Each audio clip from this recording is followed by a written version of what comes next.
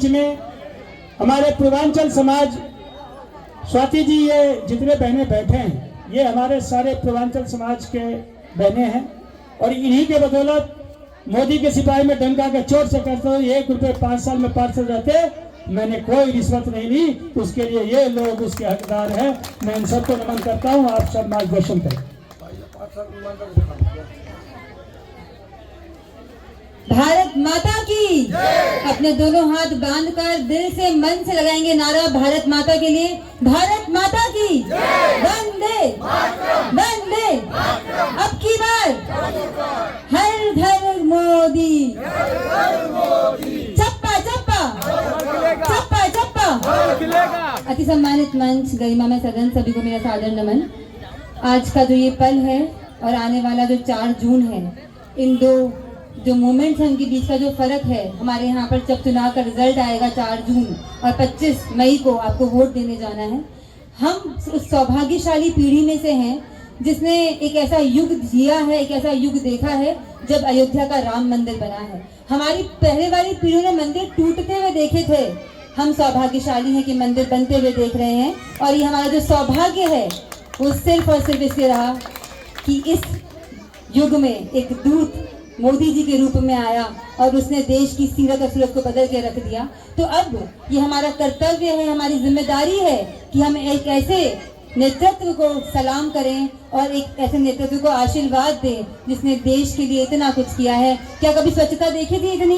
पूरे देश में स्वच्छता है, सुरक्षा है, सशक्तिकरण है, सम्मान है देश का पूरे विश्व में और सुशासन है। तो इतना सारा देने वाले को क्या हम एक वोट नहीं दे सकते निकल के घर से?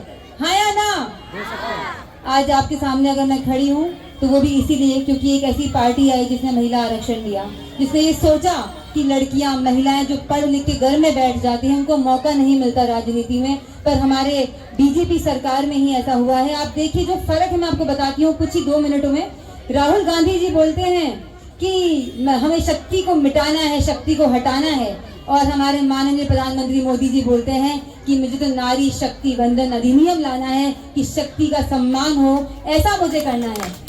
जीतू पटवारी जी हमारे मध्य प्रदेश के, वो बोलते हैं इमरती जी के लिए ये तो बेकार है, इनमें तो चाशनी खत्म हो गई है। इतनी अभद्र टिप्पणी करने वाली कांग्रेस सरकार जो महिलाओं का सम्मान तक नहीं कर पाती। अभी जैसे हमारे भावी सांसद बता रहे थे कि स्वाति मालीवाल के साथ जो दिल्ली में हुआ, मारा गया, उन्हें पीटा गया, उनके बाल पकड़ के नोच लिया गया। आप सोचिए एक ऐसी सरकार जो सम्मान दे रही है भारतीय जनता पार्टी और एक ऐसी कुरीति कांग्रेस की जो अपमान कर रही है। मेरा दिल, मेरा मन ये बातें सोच के बहुत दुखी होता है कि अगर 2014 से पहले मोदी जी आ जाते तो वो 60 वर्ष हमें इतने बुरे नहीं बिताने होते, जब रोड नहीं था, नाली नहीं थी, पानी नहीं था।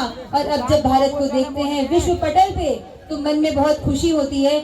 आप लोगों के कंधों पे ये जिम्मेदारी है कि अपने लिए और अपने आने वाली पीढ़ी के लिए, अपने बच्चों के लिए हमें वापस भारतीय जनता पार्टी की सरकार को लाना है और दिल्ली को भी हमें देश पटल पे, विश्व के पटल पे बहुत ऊंचा ले जाना है। आज मैं यहाँ आपके सामने आई, मुझे बुलाया और मुझे इतना अच्छा मौका मिला कि प्रवीण जी खंडेलवाल जैसे नेतृत्व, जैसे व्यक्तित्व के लिए मैं बोल पा रही हूँ। मैं उनसे 2 बार मिली। जब मैंने उनकी बातें सुनी, उनकी सोच को समझा, उनके मन को समझा, मुझे लगा कि एक इतना अच्छा व्यक्ति को मोदी जी ने चुना है। क्योंकि कहते हैं ना कि हीरा ही हीरे को परखता है, तो एक हीरे ने दूसरे हीरे को परख लिया और उन्होंने जो सांसद का टिकट है वो उनको दिया, क्योंकि वो जानते हैं कि जो दिल से देश से प्रेम करता है, जिसके मन में ये भावना होती है कि हमारे संस्कार ये हैं, हमारी संस्कृति ये है कि हम सब साथ में मिलकर आगे बढ़ें, ऊंच नीच जात पात का फर्क न रहे। कुछ लाइनें जरूर बोलना चाहूंगी इसके लिए। राम राम तो कह लोगे, कांग्रेस के लिए बोल रही हूँ, राम राम तो कह लोगे, पहले उन्होंने न्योता ठुकराया था। आपको ध्यान होगा राम मंदिर का जो आमंत्रण था उन्होंने ठुकरा दिया था, बीजेपी ने उनको आमंत्रण दिया था, पर राम राम तो अब वो कर रहे हैं ना, क्योंकि उनको वोट चाहिए। राम राम तो कह लोगे पर राम सा दुख भी सहना होगा। सबसे पहली शर्त ये होगी मर्यादा में रहना होगा। मर्यादा में रहना मतलब धर्म को गले लगाना होगा, मर्यादा में रहना मतलब अहंकार को जलाना होगा। क्या अपने रामलला के लिए इतना ना कर पाओगे? शबरी का जूठा खाओगे तो पुरुषोत्तम कहलाओगे।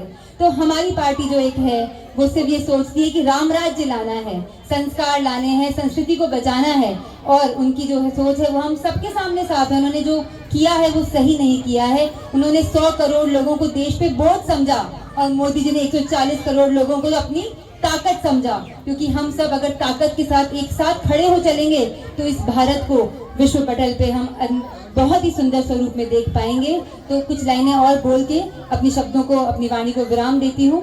गीता में साफ लिखा है, गीता में साफ लिखा है, बस कर्म तुम्हारा कल होगा, और आपका कर्म है कि जाके वोट दीजिएगा। गीता में साफ लिखा है, बस कर्म तुम्हारा कल होगा, और कर्म में अगर सच्चाई है तो कर्म कहाँ निष्फल होगा।